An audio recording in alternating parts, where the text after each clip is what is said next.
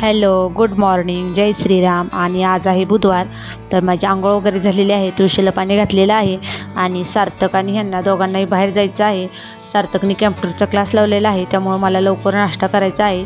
चहा करून झालेला आहे आणि मी आता नाश्त्याला पोहे करत आहे.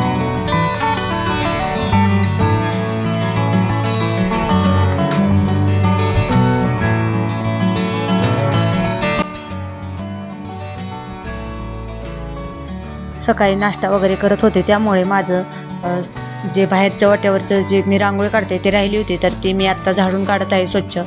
वाट्या झाडण्यासाठी मी छोट्या केसनीचाच उपयोग करते, कारण का त्यांनी पटकन झाडून होते आणि स्वच्छही निघते. तर मी हे झाडून घेत आहे व्यवस्थित आणि त्यानंतर मी रांगोळी काढणार आहे.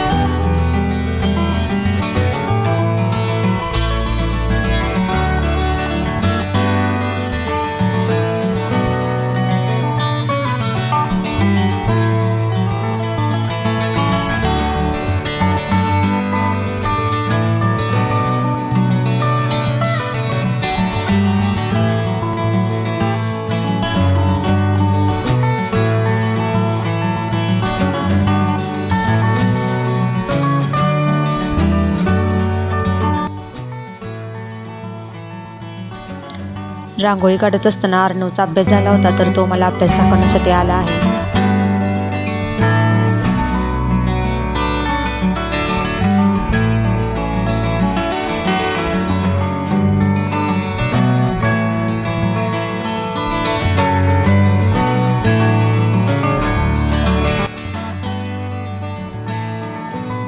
हे बाहेरून जाऊन आले आणि त्यानंतर आम्ही दोघांनी नाश्ता केला.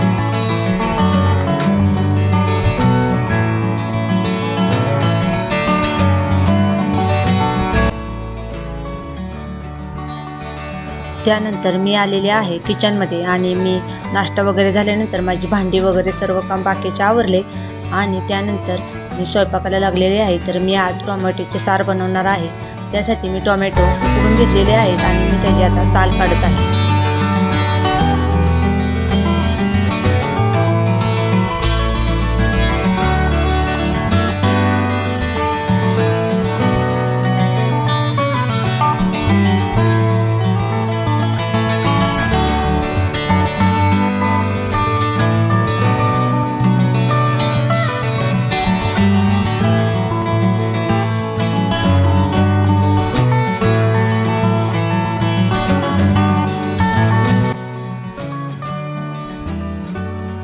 टोमॅटो सोलून झाल्यानंतर मी लसूण वगैरे बारीक करून घेतलेला आहे थोडा आणि त्यानंतर जो मसाला जो असतो टोमॅटोच्या सारसाठी वापरतात, लसूण, खोबरं, आलं, कोथिंबीर, हे सर्व मी वाटून घेतलेले आहे आणि जे टोमॅटो सोलले होते तेही मी बारीक करून घेतलेले आहेत.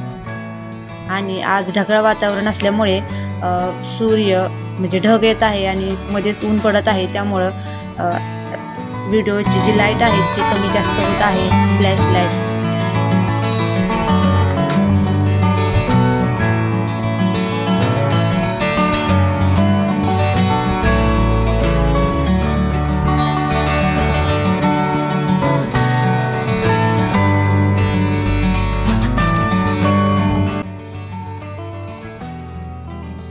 सर्व मसाला झाल्यानंतर मी कढई गॅसवरती ठेवलेली आहे आणि त्यात थोडेसे तेल टाकलेले आहे. त्यानंतर तेल थोडेसे गरम झाले की त्यात मोहरी टाकलेली आहे. त्यानंतर मोहरी थोडीशी उडली की तडतडली की त्यामध्ये थोडेसे जिरे टाकायचे आणि नंतर कढीपत्ता आणि लसूण टाकून व्यवस्थित हलवून घ्यायचे. लसूण चांगला लालसर असा भाजायचा आणि त्यानंतर जो मसाला तयार करून ठेवलेला आहे तो टाकायचा आणि तोही चांगला भाजून घ्यायचा.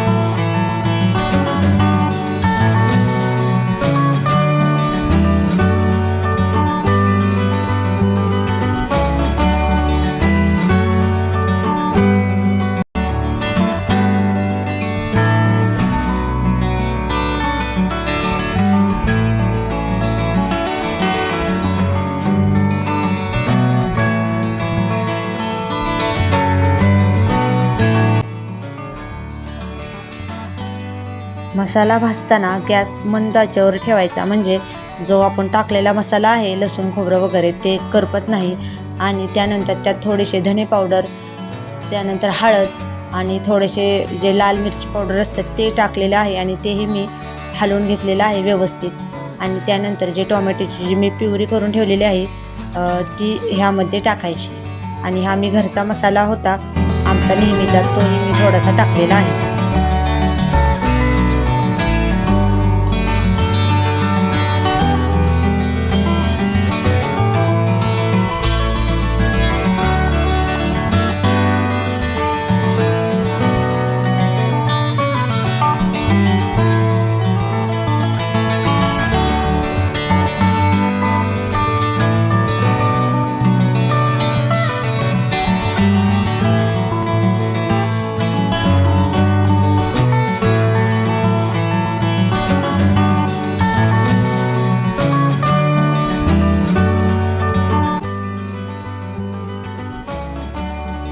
त्यानंतर मी त्यात थोडेसे पाणी टाकलेले आहे आणि व्यवस्थित सार हलवून घेतलेलं आहे. आणि सगळ्यात शेवट त्यात थोडासा गुळाचा खडा टाकायचा आहे, एकदम नॉर्मली थोडासा, त्यामुळे सार आंबट गोड असा छान लागतो.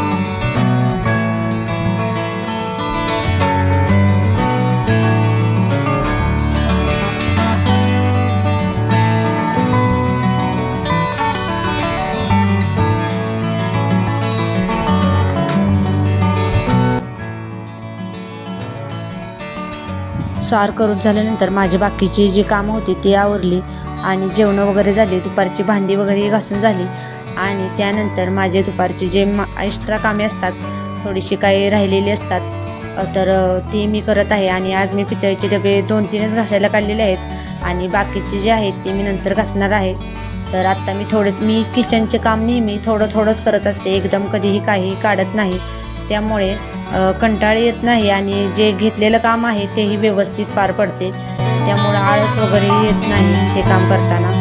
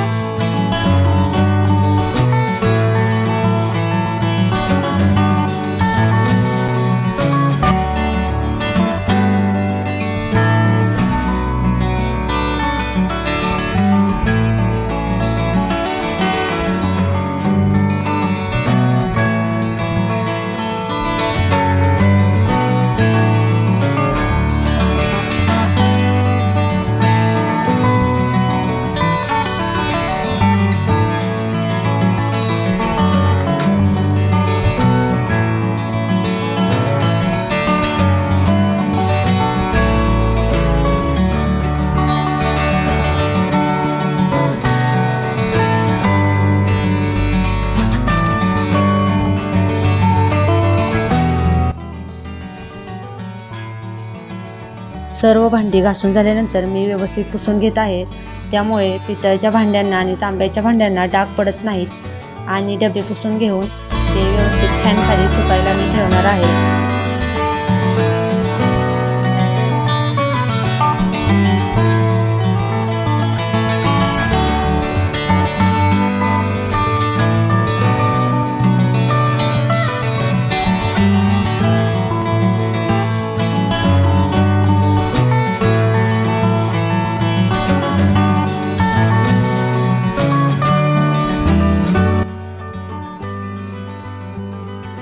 किचनवरील सर्व पाणी मी वायपरनी व्यवस्थित काढून घेतलेले आहे आणि किचन पूर्ण कोरडे केलेले आहे आणि डबे जे होते ते फॅन खाली वाळत ठेवलेले आहेत.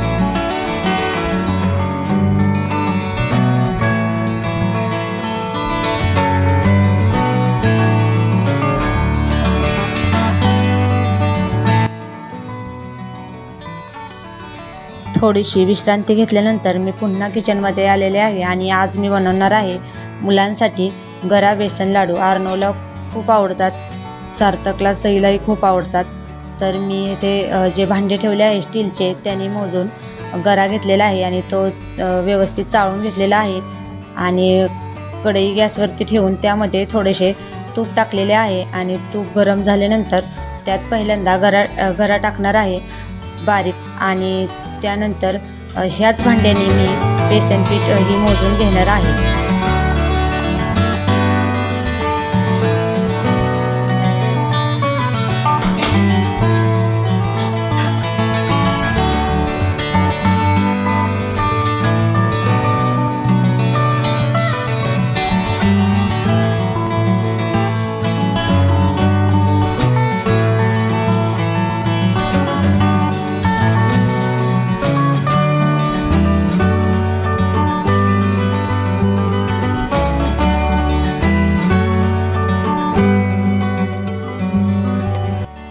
बेसन पीठही मी त्या जो बारीक गरा भाजत आहे त्याच्यावरच मी भाजून घेत आहे व्यवस्थित आणि त्यानंतर मी थोडा वेळ सईला बोलवलेला आहे आणि सईला हलवायला लावलेला आहे.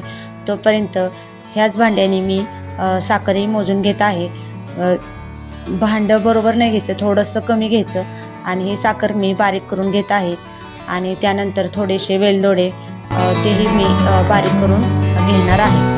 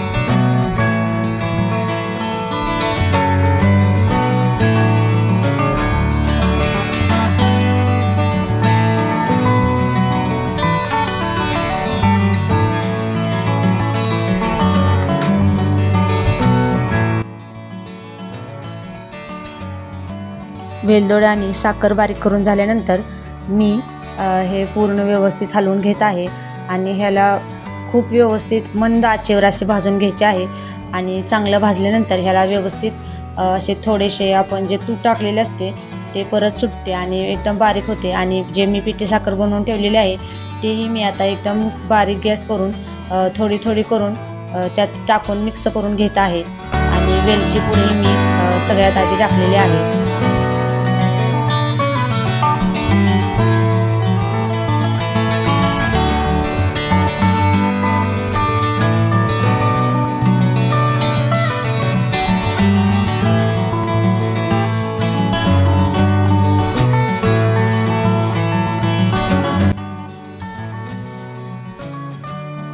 सर्व पीठ व्यवस्थित मिक्स करून झाल्यानंतर ते मिश्रण मी थंड होण्यासाठी फॅन खाली ठेवलेलं आहे. मिश्रण थंड होईस्तोपर्यंत मी बाकीची कामं करून घेतली आणि त्यानंतर थोडेसे थंड झाल्यानंतर म्हणजे जास्त पण थंड होऊन द्यायचे नाही. नंतर मी त्याचे लाडू बांधत आहे आणि लाडू बांधून झाल्यानंतर थोडेसे मुलांना आले होते तर मी त्यांना खायला दिलेले आहेत लाडू. मुलांना लाडू खूप आवडले आणि माझा हा ब्लॉग मी इथेच थांबवते. माझा हा ब्लॉग तुम्हाला आवडत असेल तर लाईक करा, शेअर करा, सबस्क्राईब करा आणि थँक्यू फॉर वॉचिंग.